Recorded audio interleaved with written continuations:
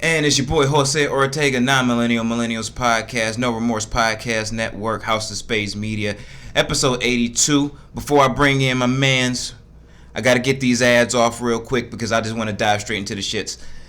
This episode has been brought to you by Seductive Sweets.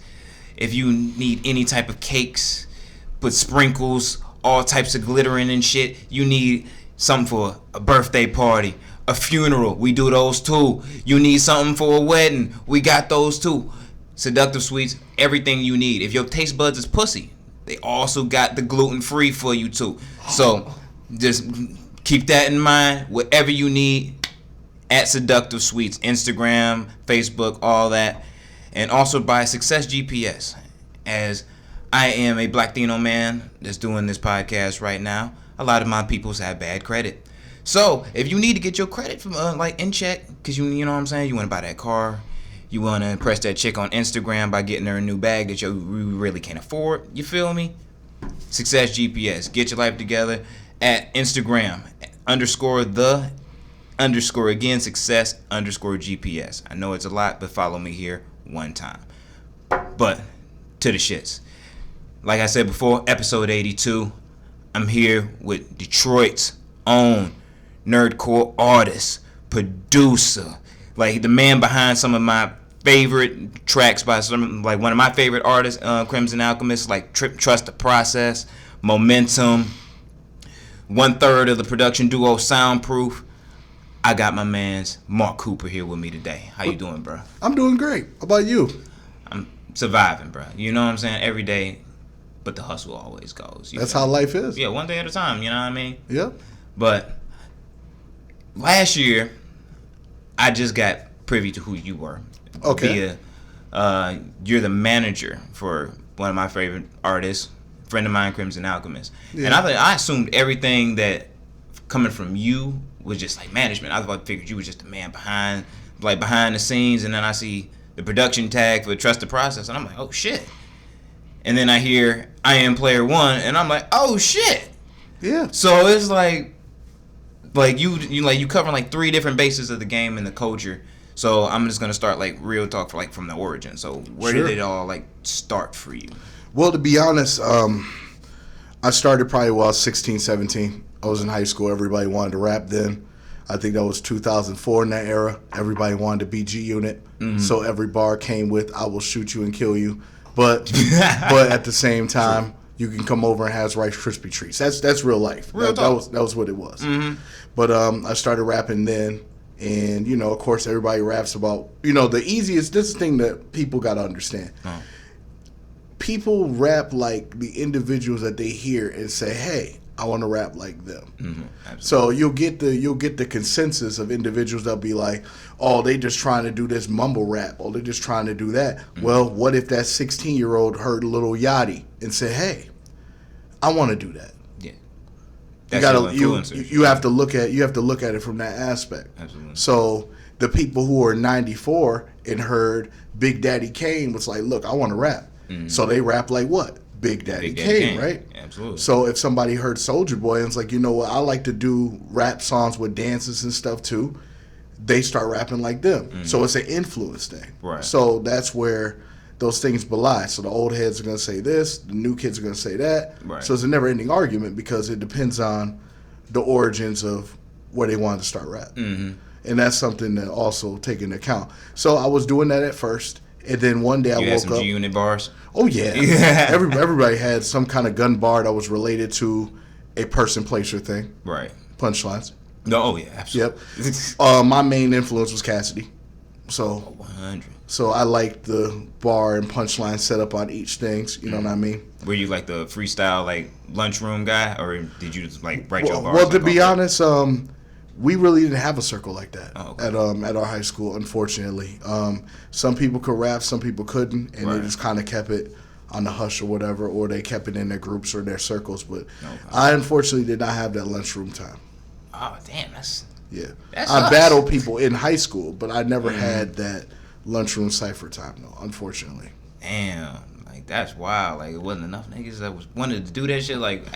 Well, they were so secretive. You know what I'm saying about it. So yeah. All right. What high school did you go to? I went to Groves. Oh, okay. Yeah, same school as Mike Posner went to. He was a year younger than me. Mike Poser's from Michigan? Yeah. I had no fucking idea He lives in Bingham Farms now. Wow. Well, that makes sense for him.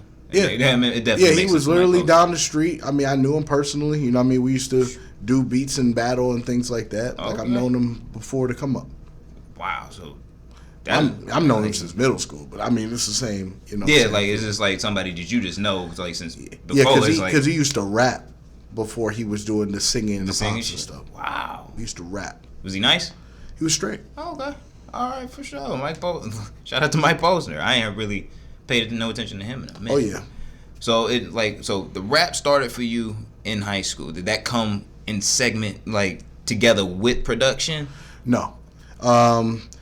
It was back and forth when it came to that particular thing. Okay. I used rap to express. You know what I mean? I wasn't the popular kid or anything in that aspect, but I was always really busy. Right. But I used that to write to express. That's really what it was. I had the microphone set up in the house. It wasn't like this or anything like that. My microphone is, remember that Jadakiss game that came out at PS2 that called Bring On the Mic? Yeah. I used that mic to record. No shit. I plugged in a USB, grabbed one of these, and that's how I started.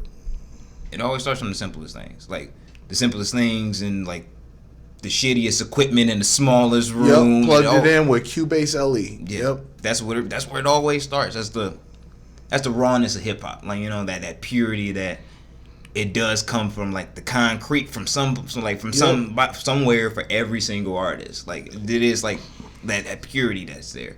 Mm-hmm. So with production coming like in and out, was there like something that inspired like the production, like something like, yo, I can do this too? Was it like, do you like play like an instrument? I heard you play like keyboard and shit. Yeah, I can do that. Okay. Like, but the thing is, it was probably 2010 in college. Met up with another individual. I had no choice but to make my own beats because I didn't know how to buy them. I didn't know how to go on SoundClick and things like that. The first beat I bought was in cash by mail. Whoa, throwback. Nobody know about that shit. And that was 2010.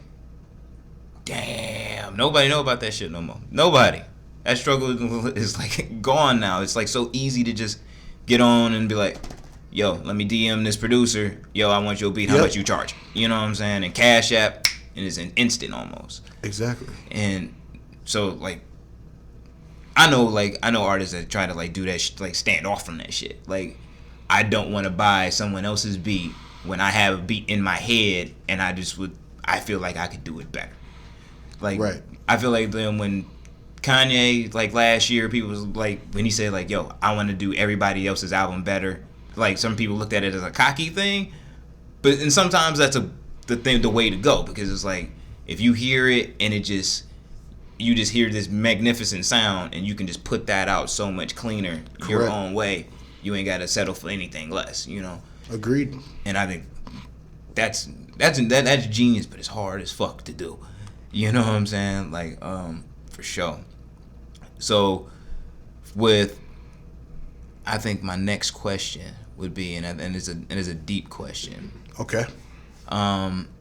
Like, when and where did hip hop find you? Like, when did you kind of like fall into, yo, this is the sound, this is what I love, this is what I fuck with, like, for real, this is coming from me and it's a part of me? When did that happen for you? When it comes to the actual hip hop, as in like, this is what I want to do, or you mean like, when did the genre, when I started enjoying the genre? Let's do both. Let's say both. Okay. Well, I started enjoying the genre. Everybody's like, there's your Pac, there's your Biggie, there's your Nas, all of that stuff. It was Bone Thugs and Harmony for me. Really? Okay.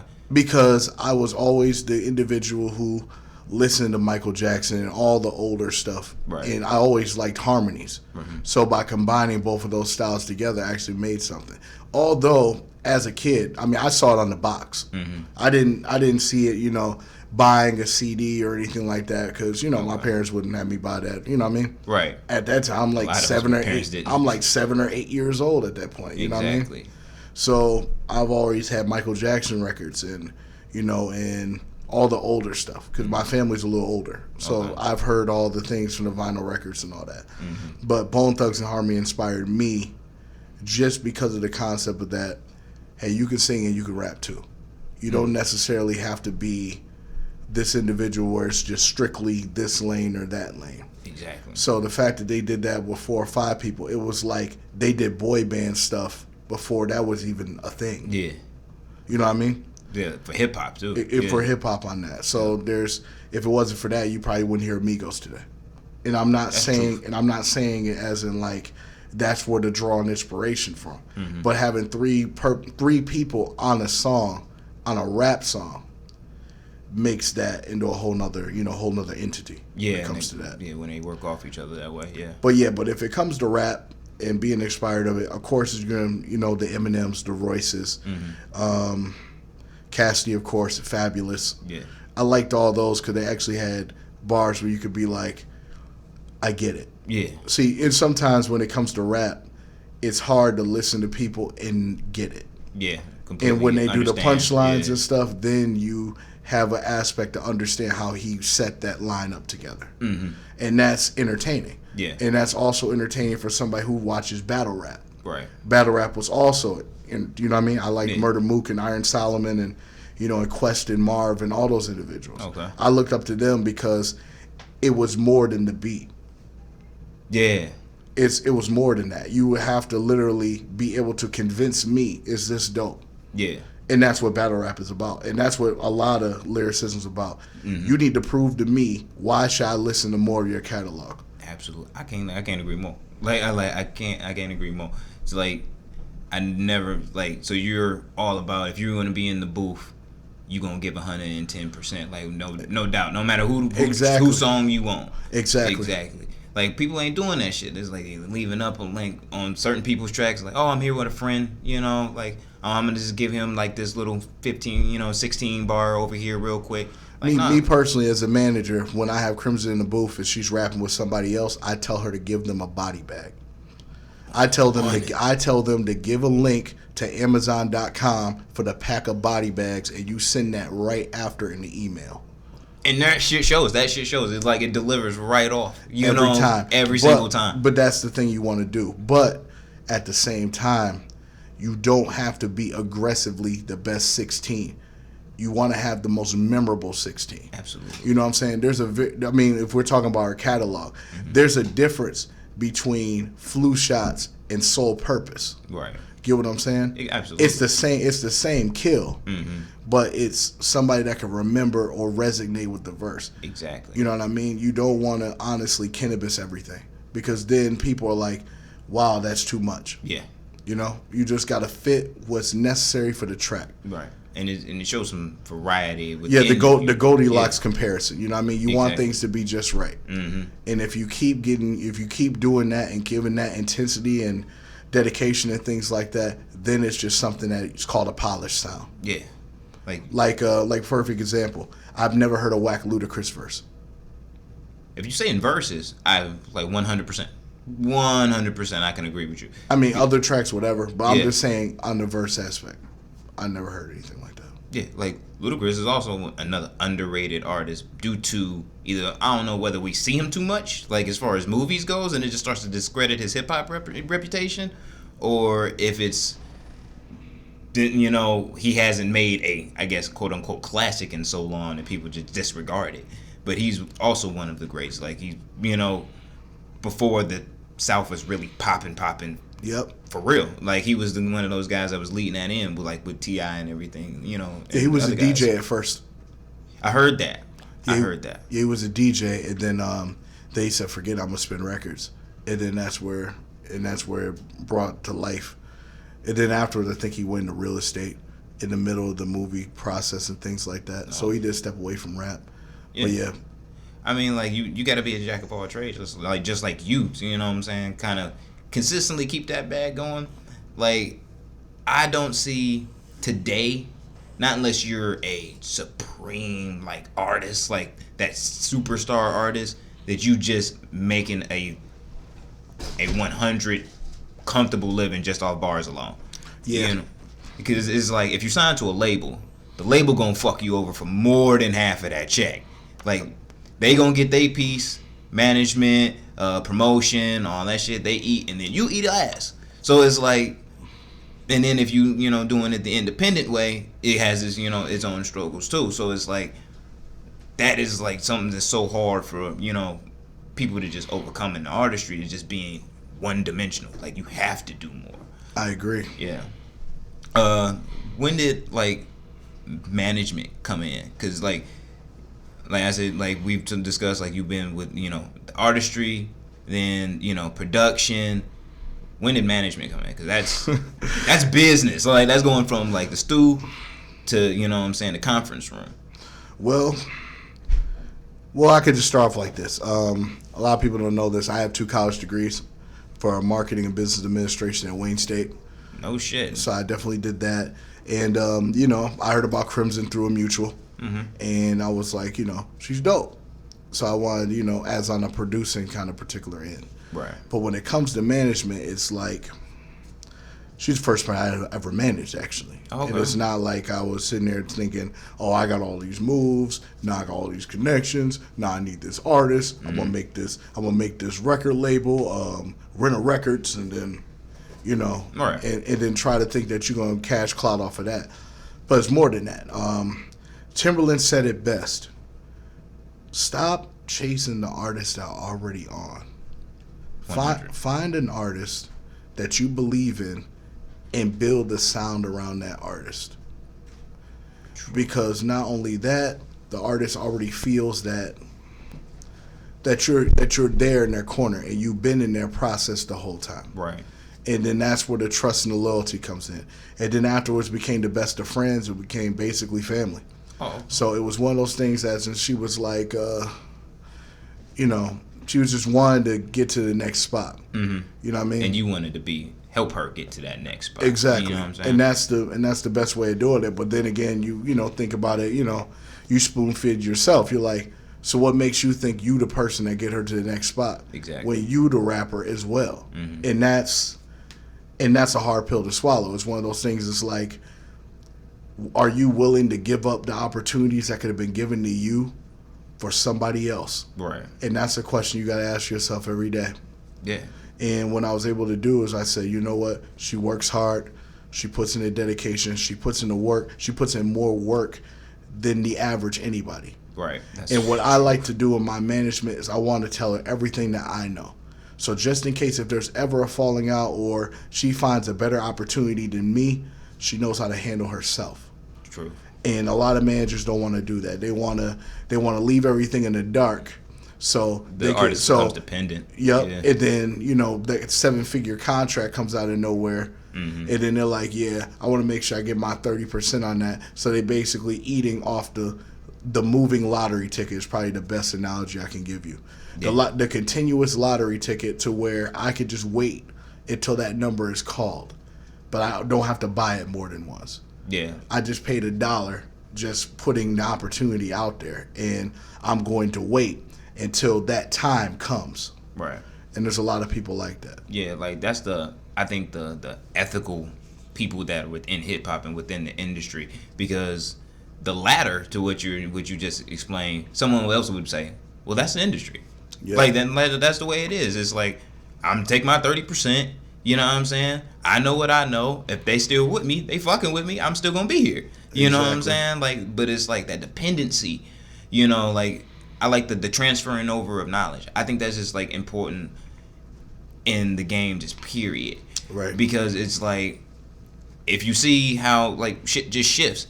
If a bunch of, you know, kids are watching a bunch of stupid motherfuckers doing a bunch of stupid shit, they're getting inspired by that shit. So it's gonna recycle and, you know, and recycle and recycle. Or if no one's telling them anything, they're just gonna keep doing more and more wild shit, and we're gonna have questions like, what the fuck are they doing? We didn't tell them otherwise. You know, there was no transference of information of that knowledge. You know what I'm saying? So like that's pure. You know, so like you felt like you had like have to take a step back for yourself just to make sure that then like to help her coast to her dream. And I couldn't imagine like putting myself in that position where it's like what is that process? Like what is that mental where you just gotta, you know, like, are you just like focusing on like your future, her future, what it's like apart, or what y'all doing together? Like, how is that, like, that process mentally for you? Well, the best way to explain that is when it comes to music and being a producer and a manager and things like that, you tend to grow with an artist when that comes to that kind of thing. Like, perfect example here. I do, when I manage Crimson, there's going to be a scenario where she may need beats or she may need things like that in that nature. If you eliminate some of the things that could be problematic or, issues or things that she can deal with, if you can make everything the best way you can in the house, it'll come out a little bit later. Yeah. You know what I mean? Like, she even said, Mark, I want you to rap again. And I was like, what do you mean? She's like, I want you to rap again because you literally, basically was like, I'm going to put that on the back burner and make sure the beats is good and make sure you're good. And she's like, no, you don't. You should continue rapping. And I was like, you sure? She's like, yeah. And then that's how Player One came out. She was 100% right. Like, 1,000. Because this is, like, for me, being from Detroit, I know you're familiar with the consistent Detroit sound that's completely been circulating for the past, like, 15, 20 years. Yes. That seems so popular. Whenever I hear something that's not that coming from the city, my ear immediately just clicks to it because it's something else. This is something indifferent off rip, so I'm just, like, listening and toning into it. And when I got into, like, by the point I got to Boomerang, I got, like, if like, Black Thought and Boma had a baby, and then let's say Goku and Alchemist had a baby, and them two babies came together and fuck, that would be that. Like, that's how dope that shit is. Like, like that's next level shit. And it's like, it was so, like, impressive just to hear just anyone, like, do that. Then I haven't heard, like, you spit before. I was like, what the fuck? Like, why haven't I heard Mark Cooper bars before? You know what I'm saying? Right. So it's like, she was 100% right with, like, you can do, like, you a jack of all trades, man. Like, you a jack of all trades 100%. Like, and from hearing that, like, that project was, like, the first, I think, nerdcore project, like, I've already, like, listened to, like, all the way through. I've heard plenty of different songs from different artists, but, like, the project all the way through. And then, like, it led me to how if, like, almost similar to my question before, when you started, like, everyone had G-Unit bars. Did you ever feel like you had to make that type of music going, like at all, like the Billboard radio hit to be on? Or did you just, like, kind of, like, after that phase when you got a little older, it was just like, fuck it. Like, I like this shit. This is what I know, and just went from there. Well, to be honest, every artist goes through that aspect where they need to sit down and they're in the middle of writing 12 or 16, and you're like, this isn't me. Yeah. And that's the thing about it. And then the thing is, I was going to do Nerdcore 8 years ago. But the way it was YouTube based. So if you didn't have a dope video editor, it didn't matter because nobody was going to pay attention to it yet at all. Right. I didn't know really thing about the scene like that. I didn't know how big that was. I would even go into comic conventions. I didn't even know about that. I was one of those particular nerds that didn't even know about Comic-Con. I didn't even know any of that existed. And when I think Comic-Con, I'm only thinking what the word says. Comic-Con. Right. So it's about comic books, and I'm not the big fan of comic books. You know what I mean? I mean, I am now, but what I'm saying is back then, I didn't collect comics, so I would have felt out of place. Right. You know what I mean? I played, I was a Halo person. Like I did MLG and all that other stuff. Oh, okay. You know what I'm saying? Like I was in that realm of playing. So. And then you felt it, like, and then you notice those two things, those words was, like, incorporated together. Yep. Yeah. When I lived out in San Diego for 2 years, and like being out there when Comic-Con happened, I was like, oh shit, like this is like a huge thing, like superheroes and, like, Walking Dead and all types of, like, shit, and, like, hearing, like, music incorporated to it. Yeah. That's what was interesting to me, was just seeing, like, there's artists that perform at this. That is, like, that's the lane that it is. And then when I think into Yumacon and when Crimson Alchemist was on that bill, I was like, shit. Like this I was too. Like, this actually is a propeller. Like, this will get you out of here, and it's a lane. And that's why, like, I ask, because it's like some people feel like, oh shit, the popular music is the trap, so I should make trap music. I should just make trap beats. I should just fuck with trap artists. Whereas it's like, me and Ace was talking about it earlier, Vanden, that everyone doesn't have, like, you can't make music to appeal to fucking everyone. That's just like impossible. You know, so it's just like you have to, you know, what you like, what you know, you into that, make your own way, you know, and like keep that going, because it's like if you came in here right now telling me today like, yeah, like all I do is trap, and like came in here like, wait, toting the K, talking the way that you do, it'd be like, wait, like those things don't match, because you know what I'm saying, like, is it just a persona, or is it like this is just how you feel, you know, because like that is where people get, I feel like artists get caught up in what's real, what's not, and then when they get exposed to what's real, they look embarrassed, you know. But yeah, so we talked about management. Is management like managing Crimson like the only artist that you care to just take on right now, or would you be looking forward to? Well, to be honest, funny that you asked that. I actually manage a different group of artists, which is pretty interesting. Okay. I was covering before about Dragon Ball Z and the composers for the show. Yeah. I managed them. Really? Yeah. They made a group called SSJ. And there were just three guys that were in the studio making all the things from the DBZ and, you know, like everything that you remember from the Toonami show of that. Yeah. They put their hands in that. They would actually produce, I think, 85 or 90% of the tracks that's on there. I met them at KamehaCon, and then, you know, those are the people I looked up to musically. Yeah, because my inspiration is the Dragon Ball Z music. Exactly. It was great. It was great music back then. Like, Exactly. Toonami had like great dope tracks. Like those was like amazing. Yep. So I handle their things, and I'm also their booking agent. Oh. So I make sure, you know, get them booked for particular cons and things of that nature.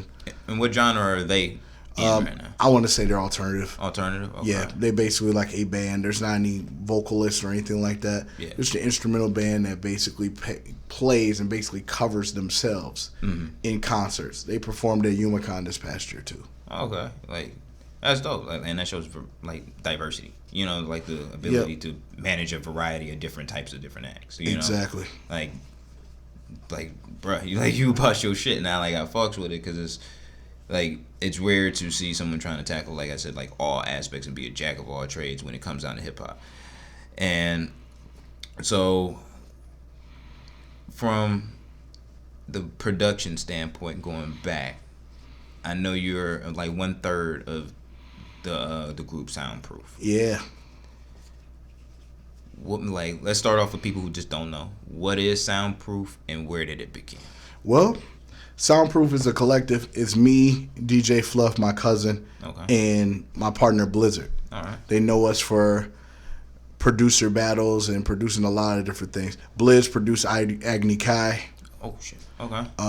It's just our collective and squad. Mm-hmm. You know what I mean? And we just started about 4 or 5 years ago. Mm-hmm. We've been friends for a while. We do the particular music thing, and we just kept it as a collective. Right. And then we also were known for battling and Battle the Beat Makers and Beasts of the Beats traveling. Right. So we built a name based on like traveling and taking that on the road. Yep, and beating the producers we need to beat. Yeah, like you, iStandard Beat Showcase winner. Yes. Like, explain, because this was also something I had to research, was the beat contest. Because it's like, I know about, like, you know, rap battles and then like lyrical contests, stuff like that, but I didn't know there was like a beats competition. Yep. Like, with the Michigan Beat Battle League, there's that in the city. Me and Blizz share the top 3 spots. Blizz is number 1, I'm number 3. All right. It's just a competition where it's like one producer versus another producer. You got a minute to impress if that beat's better than this one. Okay. Crowd judges or regular judges, and that's what we do.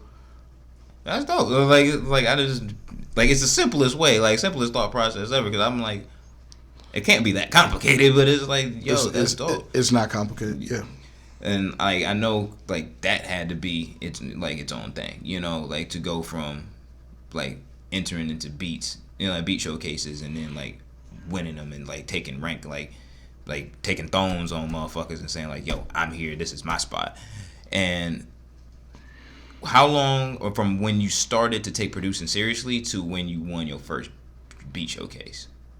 I started taking it serious in 2011. Okay. I won my showcase 2015. So the biggest one to date. I think it was a $500 pot. Oh, bread is bread, and winning a thong is a thong. Like, and then I period. just kept winning. That's all it is. Like, was that like that one just the kicker, or let me put it like this. Would you say the win was more driving, or were the losses more driving to get to the first win? The losses. 100%. Because, like, I know those losses, like, those stack up, and you're just I used to lose first round all the time when it came to certain things like that. But I guess it's the best way to explain it like this. When it comes to producers, and it comes to artists, and it comes to competitions, the best way to explain it is like this. It's not losing. It's how you lose. Yeah. And there's a difference. As a producer, see, the difference is between rap contest and production contest is two different levels. Yeah. Rap, you necessarily can't measure the English language of what was better. It was how it was delivered. Rap is sales. If you can't convince me to buy this from you, then you lost. Right. So you need to go back to the drawing board and figure out a way to convince me why I should listen to you. Production is a little different. There's a lot of different elements that you have at home to work on. It's not like you come over to rap, oh, I can't spit this no more. I got to start fresh from ground one. You can still work on the craft that you've been doing all this time. You just got to be confident enough to be able to show it and be like, this is dope. Right. And that's what it is when it comes to production. Like, learning that the 20 people in this room with you that call you dope don't mean the 7 million going to find you dope. Right. And as soon as you figure that out, it won't bother you anymore. See, when you doing rap, you sitting here, you trying to, figure out what your best punchlines are. Exactly. You going out, you smoking or whatever you doing, trying to get yourself in the zone. When it comes to production, it's like, this beat's dope. Is it mixed right? Does this make sense? How's it sound in the car? There's more preparation when it comes to that. Absolutely. And with that, it's more nerve-wracking because you spent countless hours trying to tweak the same sound over and over again just for some guy that has more experience than you do flips a trap beat, everybody's hype because he understands how to sell it. Right. And then you sit there and you're like, well, dang, like, I spent all that time or whatever. And then you get the ones that feel like, yo, I got 20 people in here say I'm dope. I'm doper than these individuals. I don't need to be in this competition, nothing like that. And they never grow. Yeah, there's less and less producers get in these competitions because it's either an ego thing or they feel like they don't measure up. Yeah. I think the standard of taking a loss just on a public humanity level is just, I can't take one. But it's like, when you take a loss, if you're taking it correctly, you're gonna learn some shit from it. Like, exactly. 100%. Not to make it sound like Schoolhouse Rock. It's not like, you're not losing. You're just learning experience. Yeah. But that's not. What I mean, it is what it is. But at the same time, it's one of those. It's like after the first loss, you feel that way. Right. But when you take 17. Yeah, you start to get down on yourself a little bit. Yeah. When you take 17 in a row, like me and Blizz have took some serious L's, and it would either be on some nonsense, it could be politics, it could be a lot of different aspects of that, especially. But that's the thing about how me and Blizz became best friends. We were just like, bro, no matter what happens, we're going to go do these monthly battles every single month until we figure out what we're going to do. And then that's where we got to where we are now. Yeah, I mean, like, and I believe it's like, and also in the rule of averages. Like, you keep putting in the time, you keep putting in the hours, you keep going out there and keep doing it and doing it again and again and again. If you're doing it the right way, you're going to get that first win, like, eventually. Instead of saying, like, how certain, like we were saying, like, certain people stay stagnant and they just say, like, fuck it, bro. And you never get any better. You delivering the same shit every single time instead of looking back and saying, like, what did I do wrong, or what could I have done better? Exactly. You know, and when I got with Crimson Alchemist, growth. You know, is just that growth from where you were to where you want to be. You know, exactly, and that's like sometimes that's big steps, sometimes it's small steps, but it's just like however the fuck like you get there. So I'm gonna focus on I Am Player One for a minute. All right. And you said like part of the inspiration came from Crimson Alchemist saying like, "Yo, I want you to rap." I know you had beats stored, you know what I'm saying? I know you got a catalog of them shits, probably like miles long. If I'm not mistaken, you do about 5 tracks a day. Yeah, about 3 or 5 every day. Yeah, like so, like I know you had like a shit ton of them, and you could have like probably dropped the project whenever. What was the process in the making I Am Player One? Because to make a project like that isn't just do it. Well, I would probably say the best inspiration 2016. I ran the Mega Ran in Shotokan, and Mega Ran's one of like the Rushmore of nerdcore, basically. Okay. He's one of the people that's in the very beginning of the scene, and you know did a lot of Mega Man raps and things like that. That's what he did. So when I met him, you know, what I mean, I was just, you know, I was like, wow, there's really a scene for rap performances. That's really dope. Right. So what I did was afterwards we went to the bar or whatever. You know, he decided to hang out with us, which was really cool. And I asked him, I said, you know, I was really debating about doing the nerdcore thing again or whatever. And I said, if I decided to do it, would you support me? He said, yeah, Coop, I got you, no problems. And then that's when I decided to come out with the project I Am Player One. But the thing is like Player One, I was a Tron fan. Yeah. The original Player One is from Tron in video games. In the video game. So that's why the cover showed, you know, like me Tron as a suit, Tron yeah. in a Tron outfit, because that's the original Player One. Everything else was Player A, Player B, or things like that. Right. But Player One specifically was out of Tron, for what I'm understanding. And what I wanted to do was like, you're in a niche market, Mark. Like, really, you think Eminem gonna be like, yo, that Player One? You know what I mean? Like, think about it being nerdcore, it's a niche. So not the average street dude with a 40 and a switcher gonna be like, I get that Zelda reference. You get what I'm saying? Exactly. But it's the aspect of understanding that, look, you're about to get ready to start making music that's not really for everybody. And that's the first time you really did anything like that. Right. No, you know what I mean? You're not going to have people lined up out the door for this album and things like that. I mean, I'm thinking about how it really is. And when I was saying, why don't I make it like I'm trapped in a game? Right. And call it nerdcore? Why don't I make the niche the concept of the album? Yeah. Like it plays off like that, like very well. It's like when I'm listening to it, like, cause I'm the type of person, like when I'm listening to a project, I listen to it like as it's constructed, like start at 1 all the way through. And it was just like, it played off like oh so well, just like even with the skits, you know, like, you know, running into like the main boss, you know, at that, you know, towards the end of the album and everything like that. It was just like you felt within it, and it's just like you felt within it, but it's really good music. You know, it's not just nerdcore. Like it's like I put that as like really good music, and like that's why I asked, like, there has to be like that concept, you know, and like your concept is like really deep to why you create a project like that. Like, you know, you trap the game, and I feel like even with it being nerdcore, I feel like even if you're not a nerdcore fan, you could get that. You know what I'm saying? You could just get the majority of the work. That's the contrast.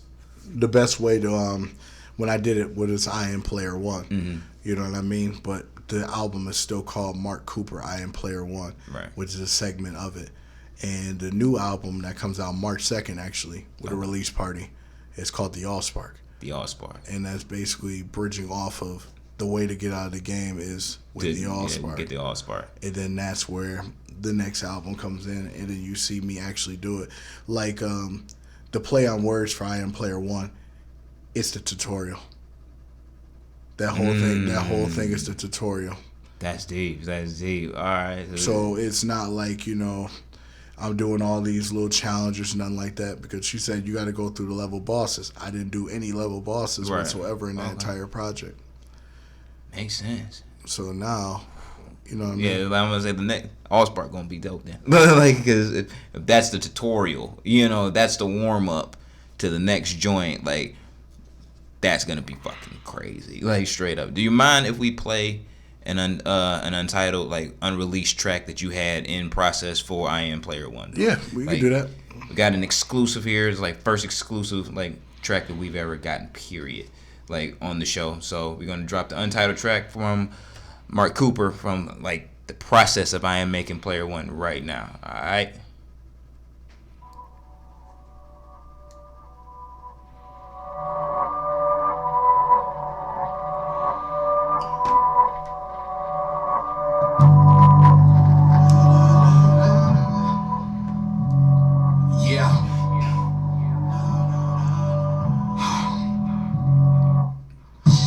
Worth my weight in gold, my spirit's heavy. You never felt the struggle, you was never ready. Cause dreams are sketchy on troubled waters with jet skis. Where waters don't impress me, on thin ice is risky.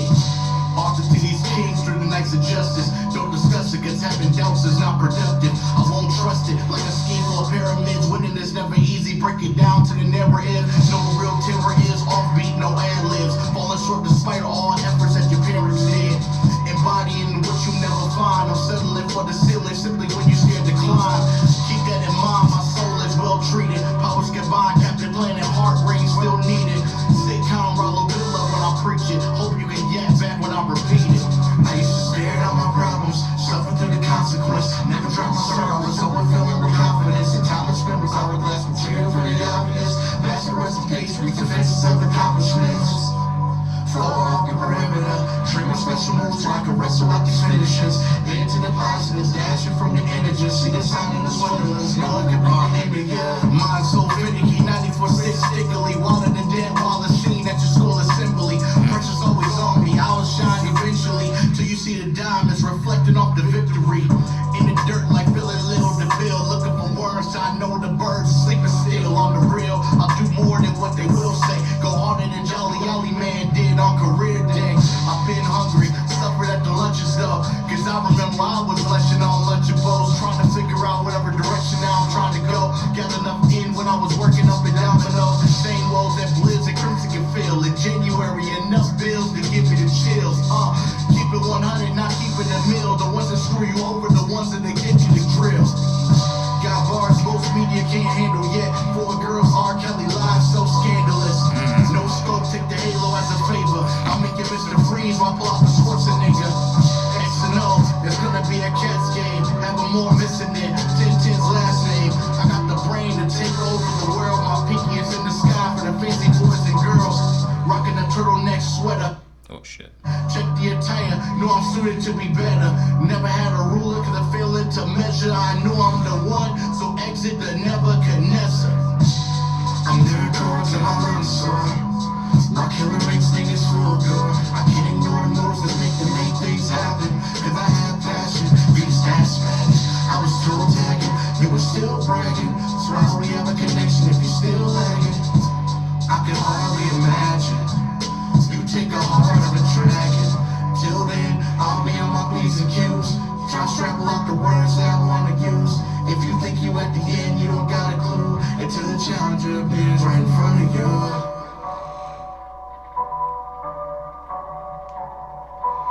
God damn. Alright, bro.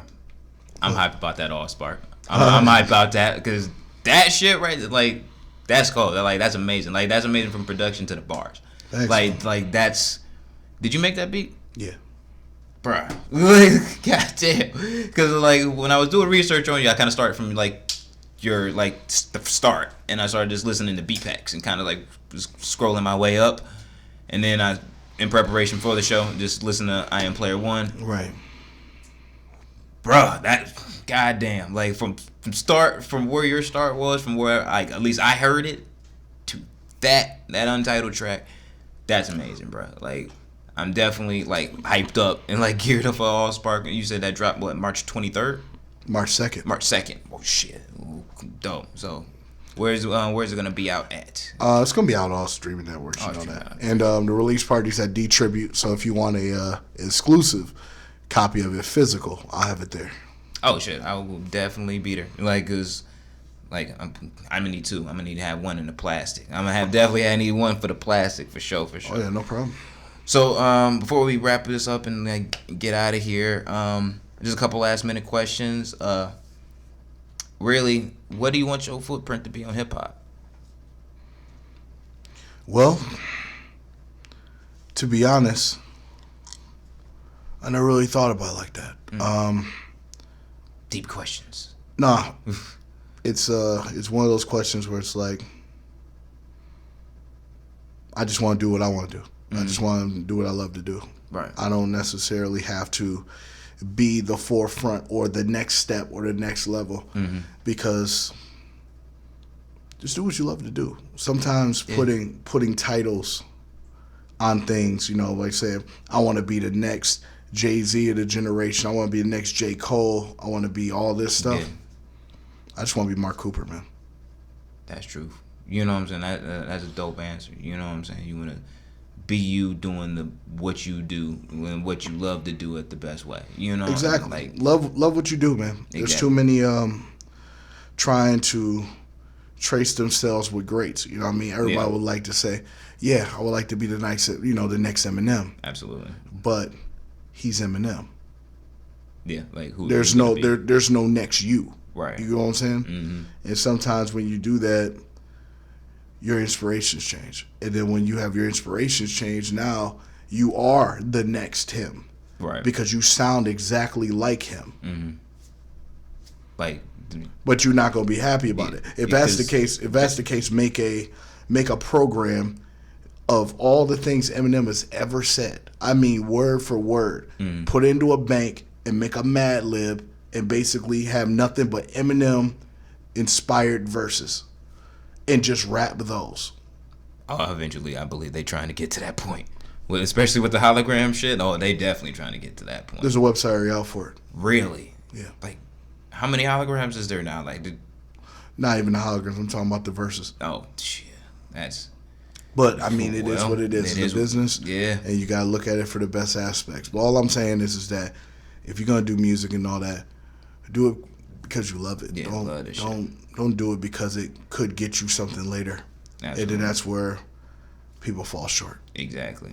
Like, this is a game that I'm sure you take seriously. Like, I take seriously. You know, like, I never thought I'd be the person interviewing artists, but this is like something that, like, I'm a part of the game of hip hop. You know, and I take that shit very seriously, and I love the shit. And, like, I couldn't imagine in any way not doing what I'm doing now. You know, like, and continuing the process of it. Like, it just wouldn't make, like, the world would be fucking weird to me, like, straight up. Yeah. And outside of Allspark dropping March 2nd, what else should we expect from you in the camp this year, along those lines, and anybody that you want to plug? I do a lot of stuff. So that's a lot of things to mention. The best thing I could really say is, you know, watch out for Crimson's project. It should be an album that comes out soon. 100. I definitely have some smaller projects coming out in the process as well. Okay. I don't want to give in too much because the Allspark's not out yet, so you won't be able to know what I'm talking about. For sure. Probably some more beat tapes. Oh, yeah. I was say, like, those are dope. Like, always get those. But they know me. You know what I'm saying? Yeah. When I say I'm about to release something, I post a Facebook status or Instagram. Right. I'm not a person that's drilling you to death about things. I feel that way of marketing doesn't work like it's supposed to. Yeah. Tagging 99 people, thinking that they're going to mess with the music, but all they're going to do is just like it. You made no profit from that. Right. What was the point of you doing that? Exactly. Truth. And they only do it for projects they want people to buy. Yeah. Not the free stuff. Which I don't understand. And people want to monetize everything just off the rip. Like, there's no putting the weed in the bag to try and, like, build up to, you know, to what it is. But that's all I got from you, like for you today, man. Like I appreciate like you stopping by and giving us the interview and shit like that. Like this is my first time meeting you and like meeting the man behind like so much music and like moves and hip hop and the game that I've just been admiring from afar. Just meeting you up close is like it's been a pleasure to like you stopping by and giving us the interview, bro. Oh yeah, like, no problem, man. I appreciate you inviting me on. No, appreciate it, man. And this is your boy Jose Ortega, episode 82, Non-Millennial Millennials Podcast, No Remorse Podcast Network, House of Spades Media. We will be back, well, at least I will, with Busy Black on Tuesday to record another one that drops on Wednesday for you. But until then, enjoy this. Keeping, what's your social so we know where to find you? Easiest thing to know. Anything with It's Mark Cooper, you'll be able to find me. That's ITS Mark Cooper. Type that anywhere, you'll find everything you need to know. 100. So make sure you follow Mark Cooper on all his social platforms and look out for Allspark that's dropping March 2nd. So once again, Jose Ortega, and I'm out.